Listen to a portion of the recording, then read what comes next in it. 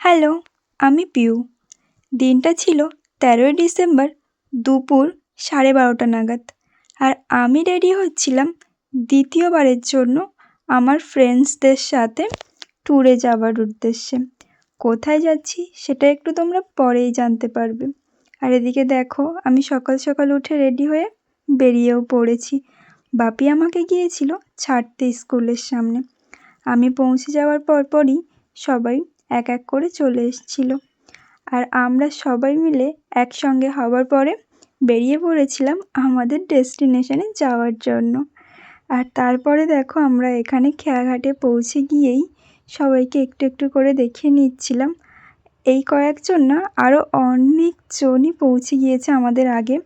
আর আমরা যে খেয়াটায় যাওয়ার জন্য দাঁড়িয়েছিলাম তাতে বেশিরভাগ সব আমার ফ্রেন্ডসরাই ছিল পুরো খেয়াটার মধ্যে। আর এদিকে আমাদের লাগেজ কতগুলো হয়ে গিয়েছে।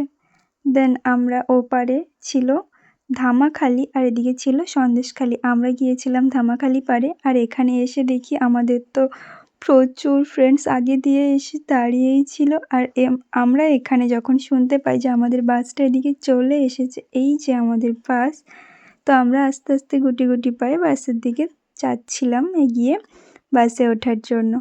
তো তারপরে সবাই মিলে এখানে যে যার জায়গা মতো উঠে পড়েছে বাসে। আর লাস্টে ছেলেরা পিছনের দিকে যাওয়ার জন্য উঠছিল। আর এখানে আমাদের কিছু ফটো সেশন, কিছু ভিডিও, রিলস এগুলো করছিলাম। দেন আমরা বাসে উঠে সবাই সবার জায়গায় বসে পড়েছি। আর এদিকে মজাও করতে শুরু করে দিয়েছি, তোমরা দেখো।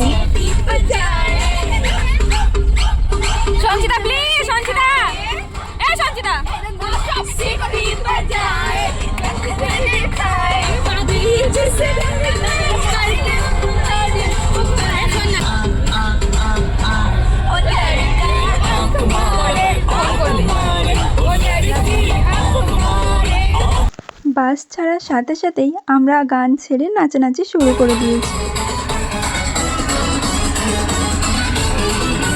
জঙ্গল মে আজ মঙ্গল করেंगे ভুকে शहरों से खेलूंगी मैं मक्खन जैसी हथेली पे जाने मार दूंगी मैं हाय गहरी पानी की मछली हूं छत पर दरिया पे खड़ी हूं मैं।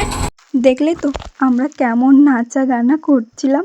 হ্যাঁ, বাসের মধ্যে যেহেতু আমাদের সারা রাত থাকতে হবে, সেই হিসাবে আমরা এরকম নাচা গানা করেই কাটিয়ে দিয়েছিলাম। আর সেদিন ওয়েদারটা ছিল ভীষণ ভীষণ ভীষণই সুন্দর।